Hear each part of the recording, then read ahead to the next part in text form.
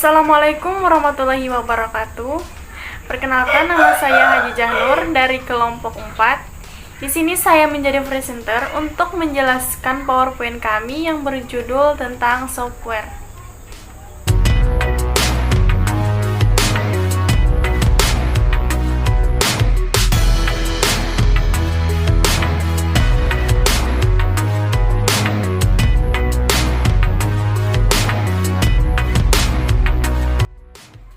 Oke, pertama-tama di sini saya ingin menjelaskan tentang pengertian software dulu ya. Oke, pengertian software adalah perangkat lunak berisi data yang diprogram atau disimpan dengan fungsi-fungsi tertentu. Terus ciri-ciri software adalah yang pertama, perangkat penunjang hardware. Software bertanggung jawab untuk mengelola perangkat keras atau hardware pada komputer. Yang kedua itu ada open source, freeware, shareware, dan komersial.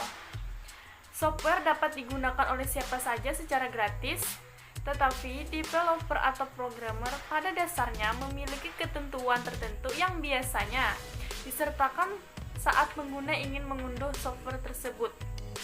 Terus yang ketiga itu ada butuh file installer untuk menginstalnya. Kamu membutuhkan file installer untuk menginstal software pada komputer. Terus yang keempat, mudah terserang virus komputer. Software adalah perangkat lunak yang memiliki ciri-ciri mudah terserang virus, baik dari situs sumber kamu mendownload. Ada juga fungsi software yang sudah dirangkum oleh jagoan hosting. Yang pertama yaitu sebagai pelengkap komputer agar dapat dioperasikan dengan baik oleh perintah-perintah tertentu. Terus yang kedua yaitu mengontrol hardware yang ada pada komputer sehingga dapat digunakan dan bekerja dengan baik sesuai kebutuhan. Terus yang ketiga menjadi penghubung antara beberapa software dengan hardware komputer. Terus yang keempat ada menjadi penerjemah perintah software ke dalam bahasa mesin supaya hardware bisa menerimanya dengan baik. Terus yang kelima mengidentifikasi program di dalam komputer. Oke, lanjut ke jenis-jenis software. Yang pertama yaitu ada operating system. Perangkat lunak ini berfungsi mengelola semua perangkat keras yang terhubung ke CPU komputer. Operating system juga membantu menerjemahkan aktivitas dan mengelola proses yang diperintah pengguna lalu disebarkan ke CPU.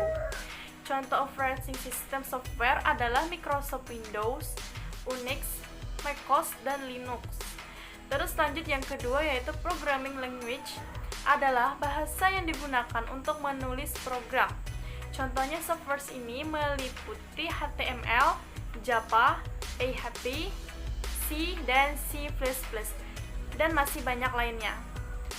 Oke, lanjut ke yang nomor 3, ada program aplikasi. Perangkat lunak ini berfungsi sesuai tujuan pembuatannya. Contoh software program aplikasi adalah Microsoft Office, Adobe Photoshop. Terus yang keempat ada utility software atau program bantu.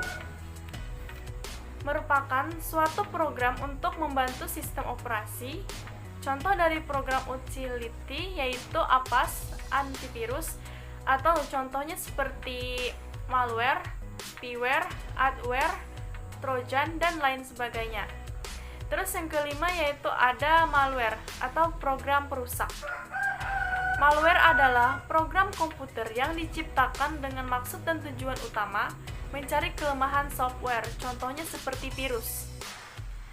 Malware adalah jenis software yang dianggap berbahaya jika disalahgunakan. Oke, lanjut ke jenis software berdasarkan distribusinya. Yang pertama yaitu ada hardware. Hardware adalah software yang dirancang dengan tujuan membagikan iklan online secara otomatis ke dalam layar komputer pengguna. Terus yang kedua ada firmware adalah jenis penyimpanan perangkat lunak hanya baca. Properti ini tidak bisa diubah. Terus yang ketiga ada freeware. Freeware adalah jenis software yang tidak memiliki batasan waktu tertentu. Namun sebagian besar perangkat lunak jenis ini punya fitur yang tidak cukup sempurna untuk digunakan. Terus yang keempat yaitu ada malware. Malware adalah jenis software yang dianggap berbahaya jika disalahgunakan. Asalnya malware dirancang untuk menginfeksi komputer dan merusaknya. Terus yang kelima ada open source. Open source adalah jenis software yang kode sumbernya bisa dibuka. Kamu juga dapat mengubah, meningkatkan, dan mendistribusikannya kembali tanpa harus membayar. Terus yang keenam ada shareware. Shareware adalah perangkat lunak yang dapat digunakan secara gratis. Jenis software ini biasanya digunakan sebagai demonstrasi dengan fungsionalitas dan waktu pengguna terbatas. Yang ketujuh ada spyware. Spyware adalah jenis software yang dirancang sebagai mata-mata setiap aktivitas user.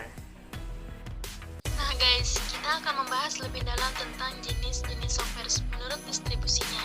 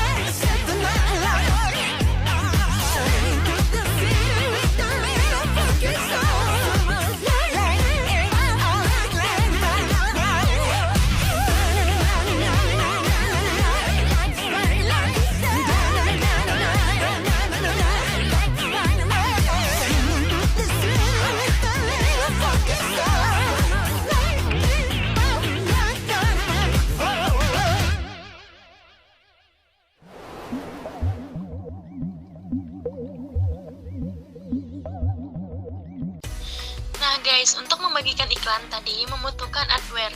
Karena seperti yang saya jelaskan di awal, adware adalah software yang dirancang dengan tujuan membagikan iklan online secara otomatis ke dalam layar komputer pengguna. Terdapat ratusan jenis adware yang dapat mempengaruhi komputer, di antaranya yaitu verbal atau pembajak peramban, APR atau pembajak peramban juga, dollar revenue, gatur, dan dash ad. Cara mengatasinya yaitu dengan menggunakan antivirus terpercaya, lebih teliti dan berhati-hati, serta hapus adware jika ada. Yang kedua yaitu ada firmware. Firmware adalah jenis perangkat lunak yang tertanam pada hardware. Perangkat ini dapat beroperasi tanpa melalui API, sistem operasi, atau driver perangkat. Firmware menyediakan kontrol untuk hardware tertentu dan memberikan instruksi penting bagaimana hardware tersebut berkomunikasi dengan sebagai hardware lainnya. Tiga fungsi utama firmware adalah sebagai berikut.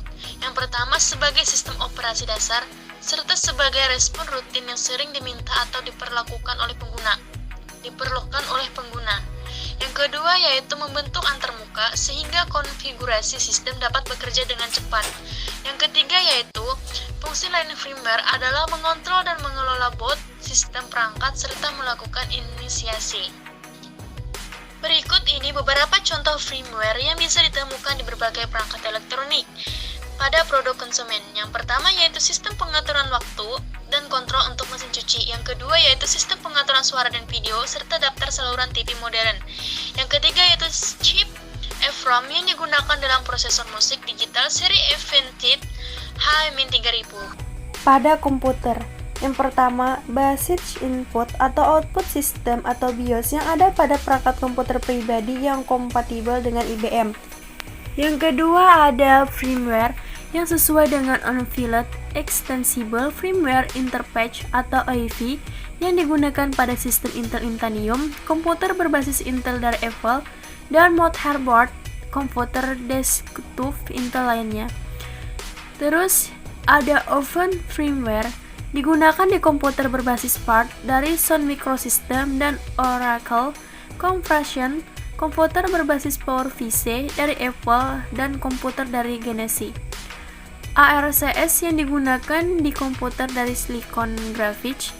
Terus KitStar yang digunakan di jajaran komputer Amiga atau FOS, Hardware Units atau Plug and Play, konfigurasi otomatis, peripheral, kernel, dan lain-lain. RTS atau Runtime Operation Service digunakan di komputer dari IBM. Terus Common Firmware Environment atau CFE pada router dan freeware. Libreware distribusi router perangkat lunak gratis 100% berdasarkan kernel Linux Libre. Terus ada eFire distribusi freeware atau router open source berdasarkan kernel Linux. Terus Flial distribusi firewall atau router open source berdasarkan kernel Linux. Terus OpenWrite distribusi firewall atau router open source berdasarkan kernel Linux. Terus ada Monowal distribusi firewall yang tertanam dari FreeBSD. Terus ada pada sistem NAS. Terus ada NAS Free, sistem operasi NAS open source berdasarkan FreeBSD.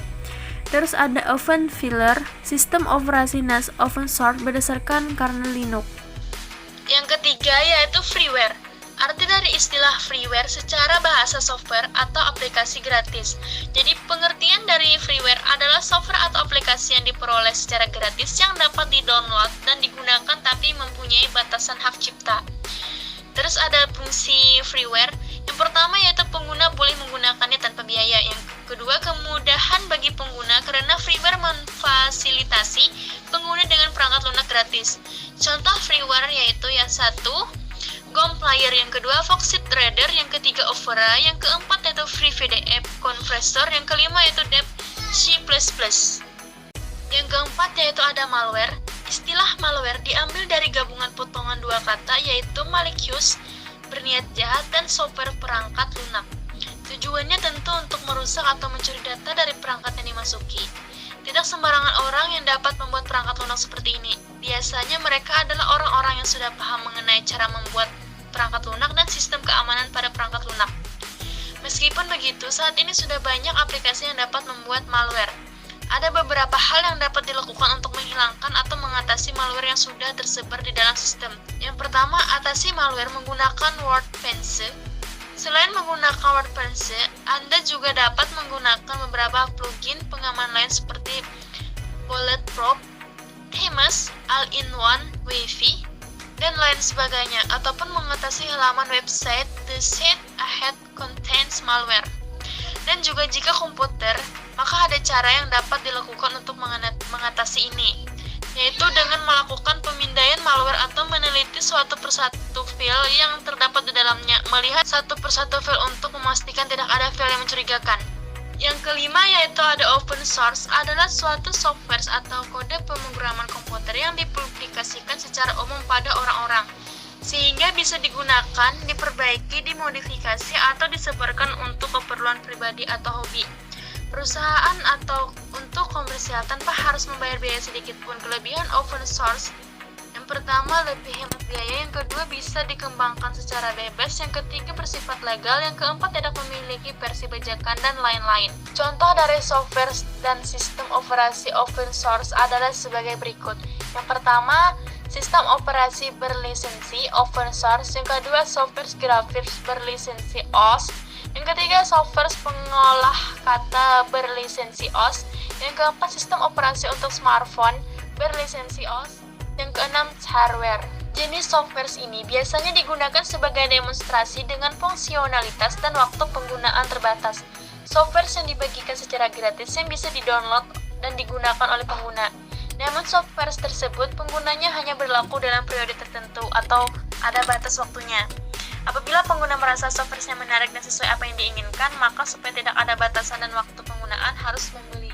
Contoh perangkat lunak hardware adalah yang pertama yaitu Internet Download Manager, yang kedua WinRAR, yang ketiga Microsoft Windows, yang keempat Cyberlink Power DVD, yang kelima yaitu Norton Antivirus.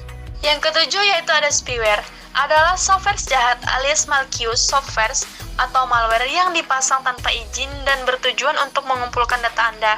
Spyware ini merupakan salah satu praktik cybercrime tertua di internet dan terus berevolusi mengikuti perkembangan zaman. Contoh spyware yang pertama yaitu ada keylogger atau sistem monitor, yang kedua ada adware, yang ketiga ada trojan, yang keempat ada password theft, yang kelima yaitu browser hijacker, yang keenam rootkit, yang ketujuh Pegasus.